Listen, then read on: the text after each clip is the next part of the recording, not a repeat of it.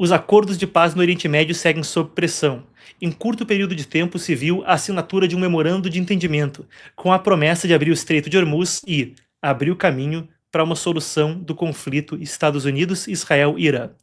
Enquanto isso, em outro ponto do Oriente Médio, um conflito subsidiário, uma filial da guerra.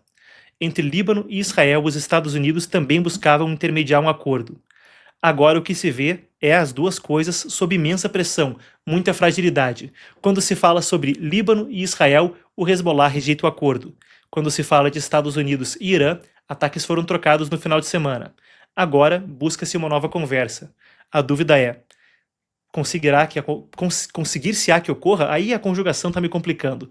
O significado vocês entendem. Vamos passar pelos dois pontos e entender como isso pode nos ajudar a entender o Oriente Médio de forma mais abrangente.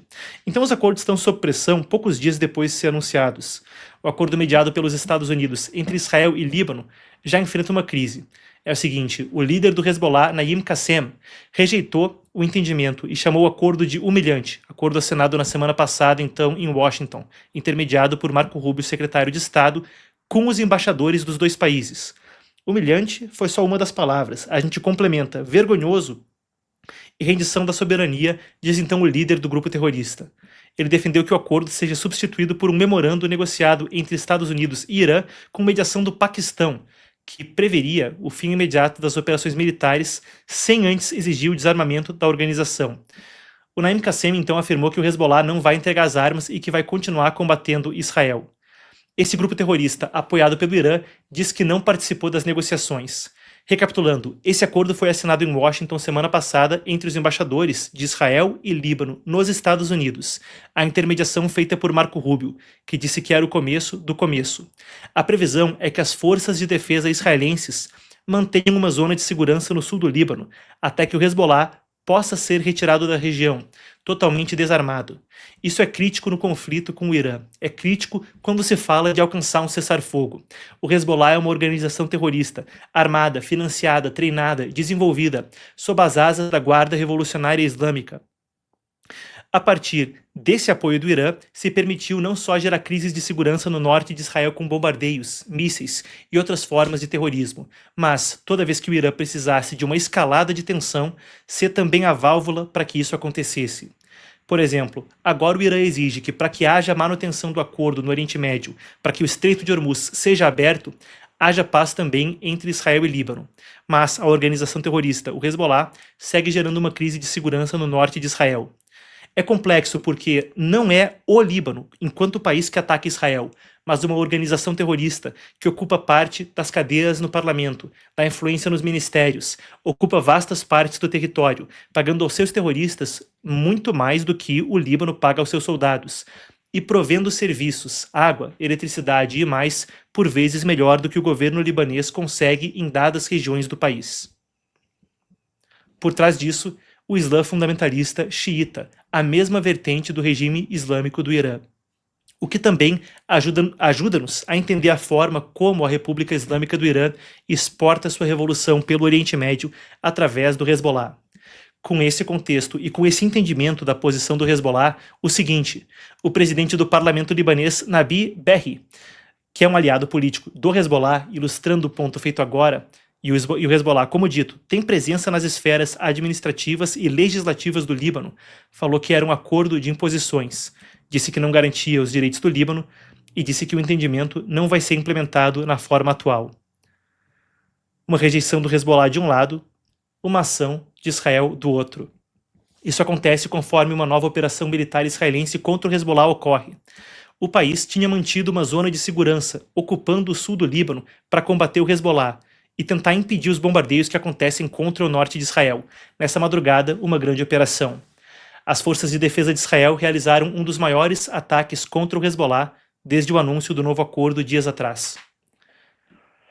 O alvo foi um complexo subterrâneo do grupo, no sul do Líbano, perto da fronteira, conforme existia temor de que túneis embaixo do Líbano, na fronteira com o norte de Israel, pudessem ser empregados para algum tipo de ataque aos moldes do que foi o 7 de outubro, no sudoeste de Israel.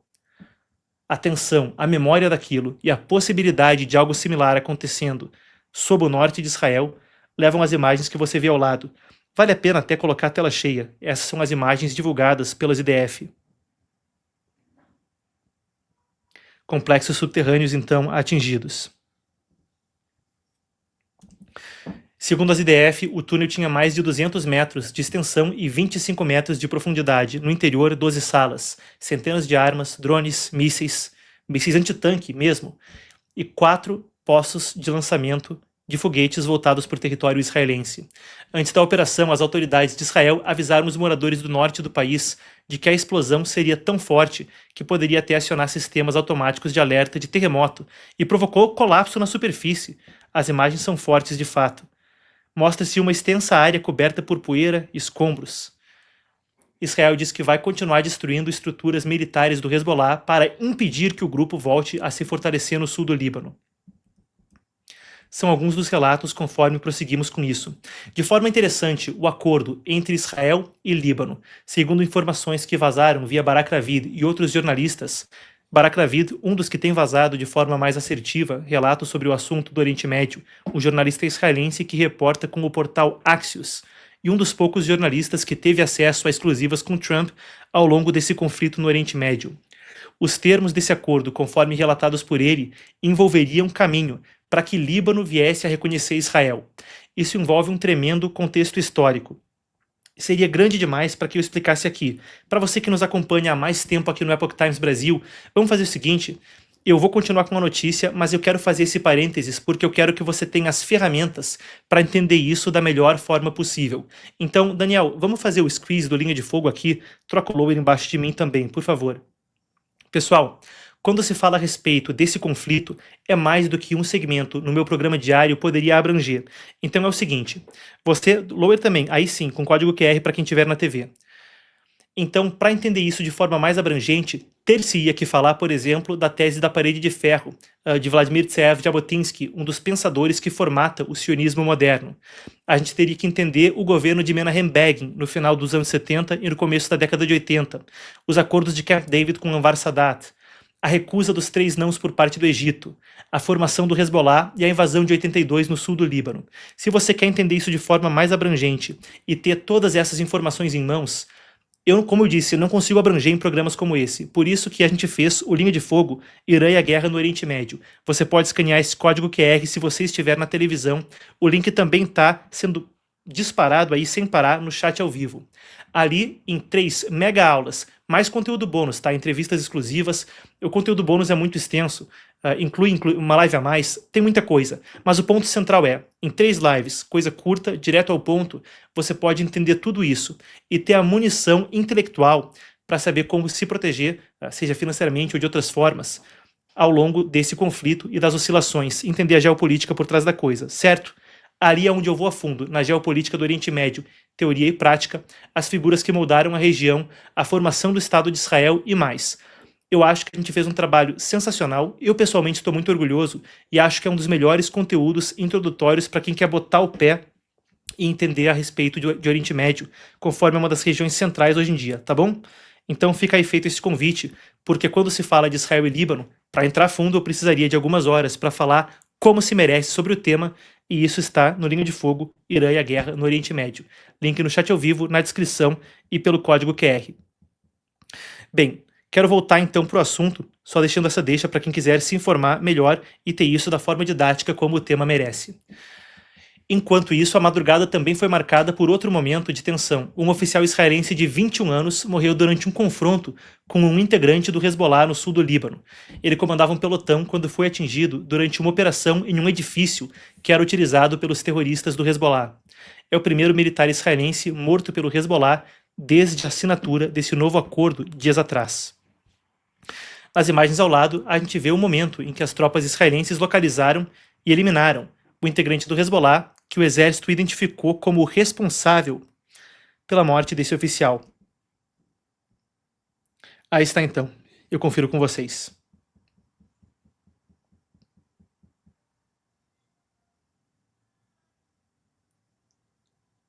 Impressionantes essas imagens de fato.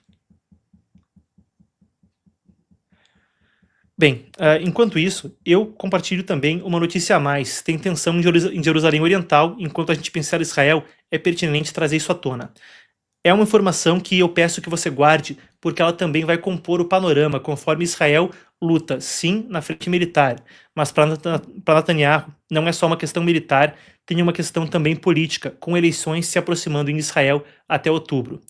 As IDF anunciaram a descoberta de um túnel em Jerusalém Oriental, na região central do país. Segundo a polícia, essa estrutura subterrânea estava em construção e poderia ser utilizada por um grupo terrorista para facilitar ataques contra alvos israelenses. Armas, munições e outros equipamentos militares encontrados ali fortaleceram esse entendimento. Suspeitos palestinos foram presos. Até agora, não atribuíram o túnel a um grupo específico. As autoridades israelenses não atribuíram. Hamas, Jihad Islâmica, até agora ainda não. Jerusalém tem uma parte de maioria judaica e outra parte de maioria muçulmana palestina. O túnel foi encontrado na parte oriental, que é uma das áreas mais sensíveis do conflito quando se fala em Israel-Palestina e o debate sobre uma região tão delicada do mundo. Esse é um dos pontos mais sensíveis, em particular, desde a Guerra dos 6 Dias, em 67. Como eu disse, no Linha de Fogo, no curso, vou a fundo a respeito dessa questão. Eu quero prosseguir para Estados Unidos e Irã enquanto a gente está no segmento de atualizações a respeito do Oriente Médio, mas eu quero que a gente pegue as informações discorridas agora há pouco e também entenda como isso tem sim um quê militar, mas tem também um quê político.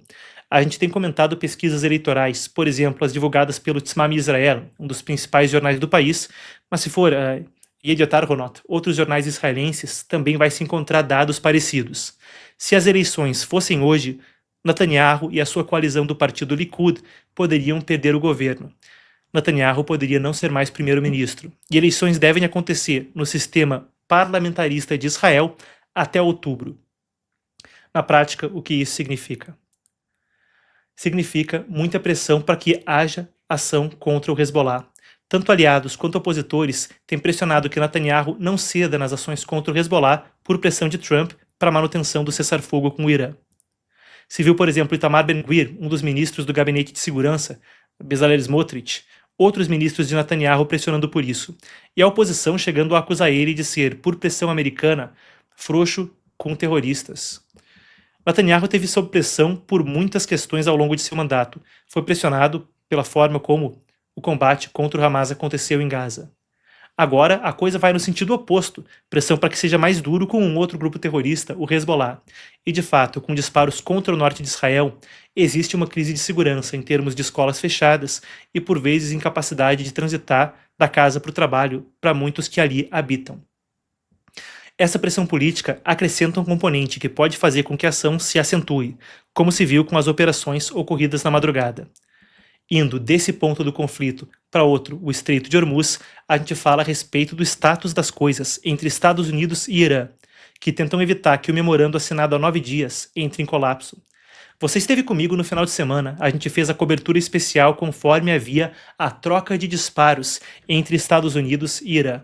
Uma quebra parcial do cessar-fogo, com uma nova onda de ataques. Hoje, a informação é a seguinte: Irã e Estados Unidos disseram que vão suspender ofensivas, enquanto uma nova rodada de negociações estiver em andamento.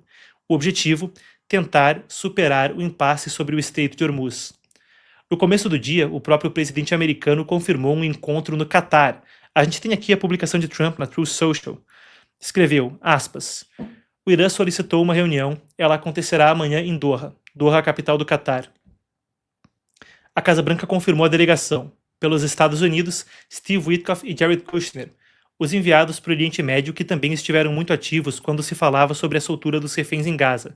Kushner, genro e conselheiro de Trump, casado com a filha mais velha, a Ivanka Trump.